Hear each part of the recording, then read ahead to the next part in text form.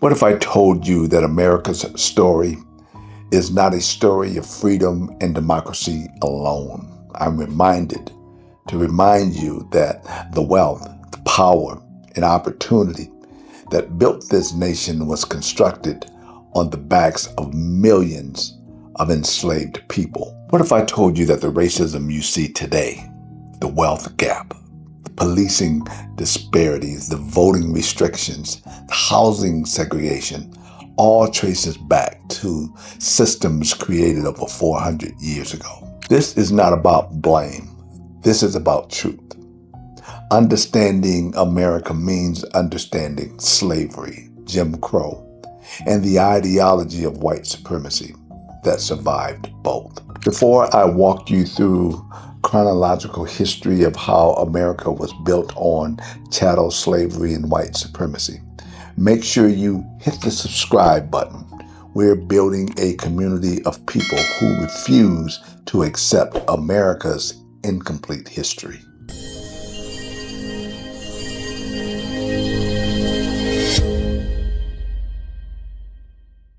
As a young child, I was often given insight into who I was. Being a young black kid born during the Civil Rights Movement, before the Civil Rights Act was passed in 1964 and before the Voting Rights Act of 1965. I had not developed the mental capability or capacity to comprehend the information my grandparents and parents and brothers and sisters and other members of the black community and church was trying to explain to me. I grew up within a red line district, although I didn't know it at the time. After my family was a part of the Great Migration who traveled northeast to escape the horrors of the Jim Crow South and in search of better opportunities. I never entertained why I only saw one white lady on our entire block. All I recall is that she was very nice. Everyone respected her, and she was a fixture in the community, just like everybody else. Yet, when I went to school, St. Philip's from kindergarten to the 3rd grade, and St. Teresa from 3rd grade through 8th grade, and Toledo Central Catholic High School from my freshman through senior year, I was overwhelmingly surrounded by them. One of the things I recall being shocked about when I grew up was something that came by way of education. What shocked me most was my experience at Tennessee State University, a historically black college. Not shocked about what I had learned prior to my arrival at Tennessee State, but shocked about what I didn't know, shocked about what was obviously omitted from my high school curriculum, and shocked about what I didn't know about slavery and the Jim Crow South. What's ironic is my awakening came by way of attending a school that sat right smack dab in the middle of it. Learning this history changed my entire outlook on America. It wasn't until then that the experience I lived began to supersede the narrative I had been taught. And this is why now I make sure that my family knows the truth. To honestly understand the shaping of America, one must first understand the global conditions that existed before the creation of the United States. The history of America cannot be separated from the history of Africa, European imperialism, slavery, race, religion, economics, and power. The institution of chattel slavery in America was not an isolated system that appeared overnight. It evolved over centuries and became one of the central engines that built wealth in the Western world. Before millions of Africans were forced into bondage across the Atlantic Ocean, Africa was home to powerful kingdoms, trade networks, cultures, spiritual systems, and political societies. European powers entered Africa seeking gold, labor, and economic expansion. And over time, a transatlantic slave trade emerged that transformed human beings into commodities. What began as labor exploitation evolved into one of the most brutal systems in human history, chattel slavery.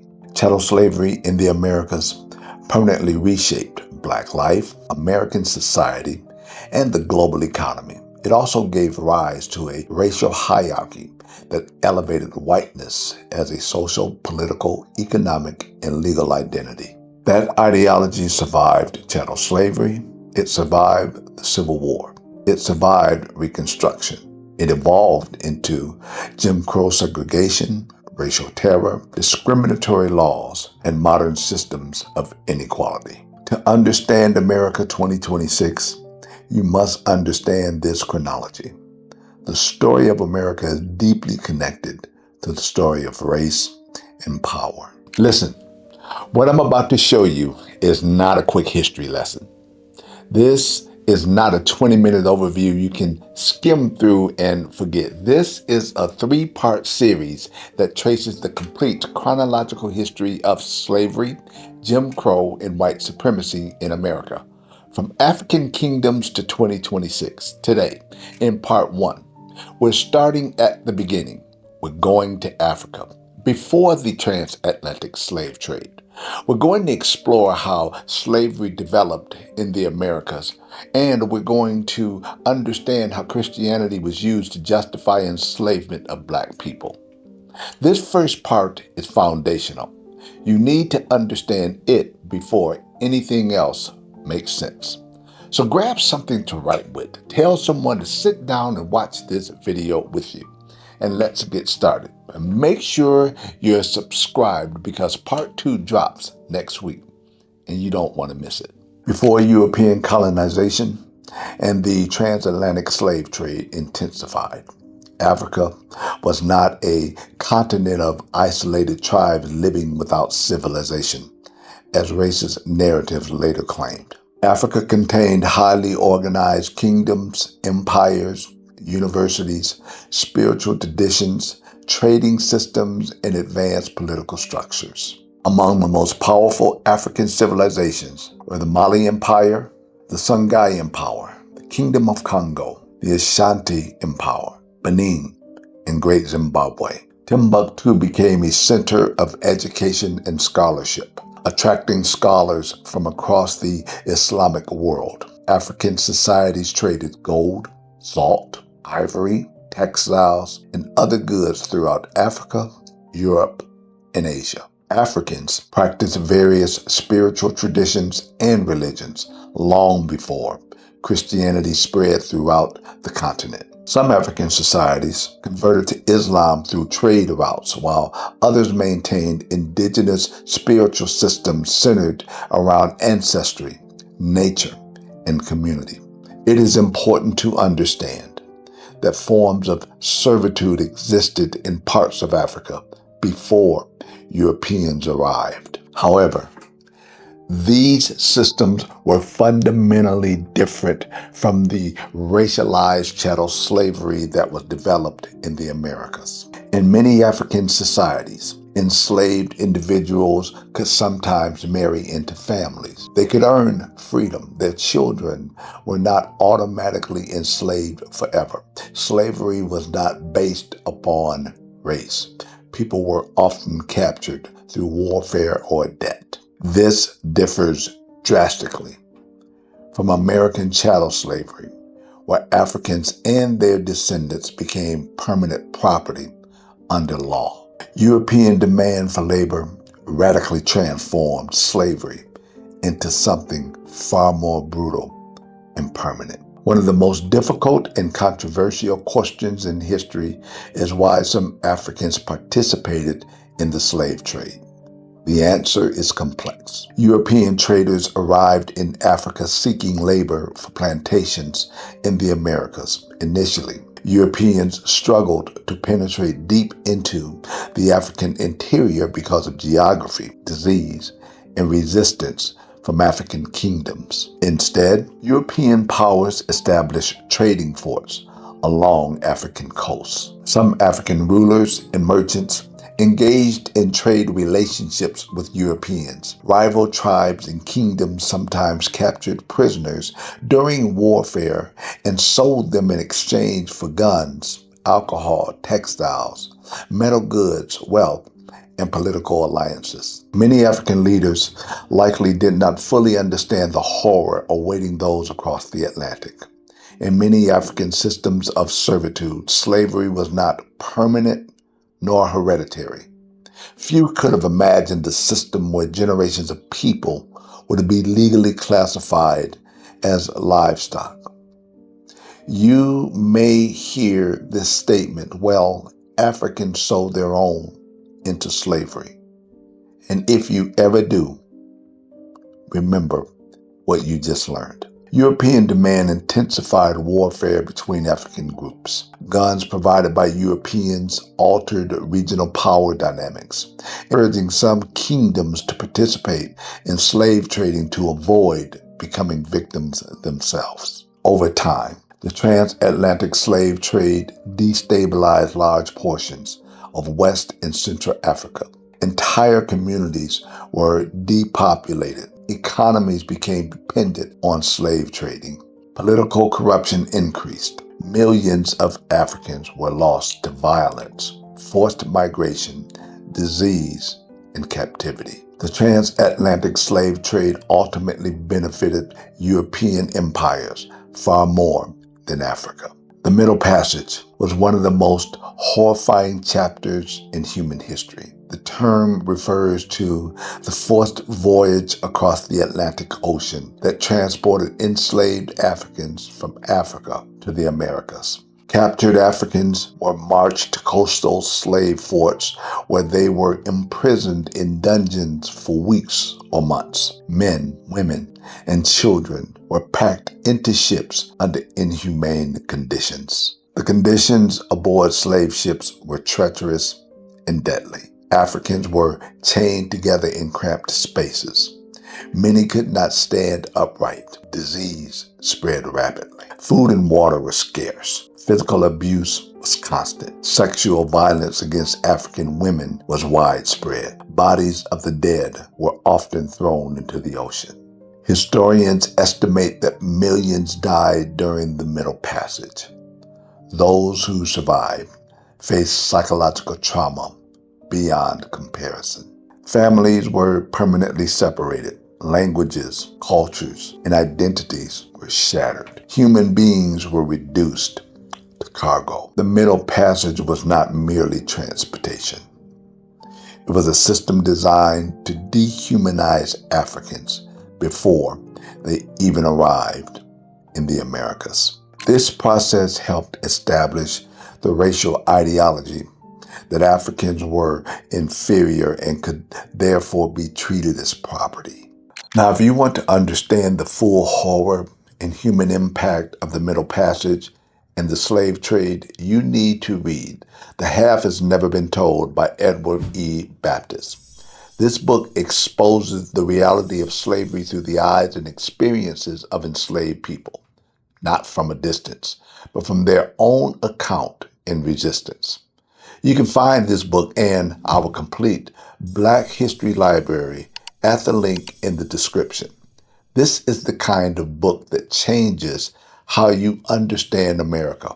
Own it, read it, and pass it to your children. In 1619, a ship known as the White Lion arrived at Port Comfort in the English colony of Virginia. On board were 20 and odd Africans who had been captured after a Portuguese slave ship was attacked at sea. Those Africans were traded to colonists in exchange for food and supplies. That moment would have become one of the most symbolic turning points in American history. Remember this. Although systems of forced labor already existed in the colonies, the arrival of those Africans marked the beginning of what would eventually evolve into racialized chattel slavery in English North America. Initially, the status of Africans in the colonies was not always clearly defined. Some Africans were treated similar to indentured servants working for a period of time before potentially gaining freedom. However, over the course of the 1600s, colonial lawmakers gradually transformed African labor into a permanent hereditary system of bondage based entirely on race. Under chattel slavery, enslaved people became legal property. Slavery became hereditary. Children inherited the enslaved status of their mothers. Blackness became permanently associated with enslavement. White identity became associated with freedom and power. This system developed gradually in the American colonies during the 1600s. Initially, some Africans worked as indentured servants alongside poor Europeans. However, wealthy landowners feared unity between poor blacks and poor whites. Events such as Bacon's Rebellion in 1676 alarmed colonial elites because black and white laborers united against wealthy landowners. In response, colonial leaders increasingly created laws that separated Europeans from Africans. Whiteness became a protected social category. Poor Europeans, though economically struggling, were granted privileges denied to Africans. This prevented cross-racial unity and strengthened elite control. Slave codes emerged throughout the colonies. These laws legalized the buying and selling of human beings, physical punishment, family separation, restrictions on literacy, restrictions on movement, and racial hierarchy. Plantation economies in the South relied heavily on enslaved African labor. Cash crops such as tobacco, cotton, sugar, and rice produced enormous wealth for plantation owners in European markets. By the 18th century, slavery had become deeply embedded in the economic foundation of colonial America. One of the most greatest contradictions in American history was the attempt to force enslaved Africans to adopt Christianity while simultaneously being denied their humanity. European colonizers often justified slavery using religion. Some slaveholders claimed Africans were descendants of the biblical curse of Ham, a racist interpretation used to justify black enslavement. Others argue they were civilizing Africans through Christianity. Ironically, many of the same colonists who resisted British control objected to the close relationship between monarchy, government, and religious authority in Europe. Yet, in America, religion became deeply intertwined with the defense of slavery. Hypocrisy. Slaveholders encouraged selective Christianity among enslaved Africans because they believed it would promote disobedience, discourage rebellion, reinforce submission, and legitimize slavery. Passages such as "servants obey your masters" were emphasized. At the same time, slaveholders often discouraged literacy because they feared educated enslaved people would challenge the institution. Despite oppression, enslaved Africans transformed Christianity into a source of resistance and hope. Black spiritual traditions blended African cultural practices with Christian teachings. Enslaved people identified strongly with biblical stories, such as Moses leading the Israelites out of bondage. The Black church later became one of the most powerful institutions in African American life. We've covered a lot in part one.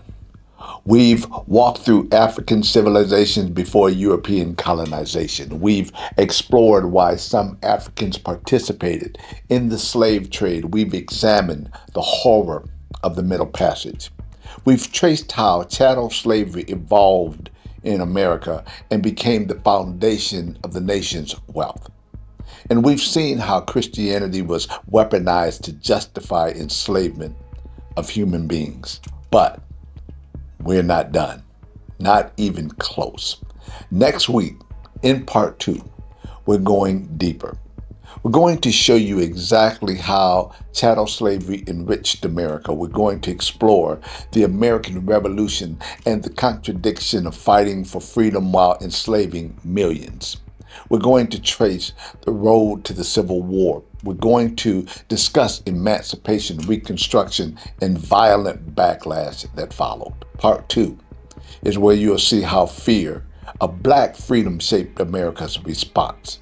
It's where the ideology of white supremacy gets more organized, more violent, and more systemic. You do not want to miss part 2.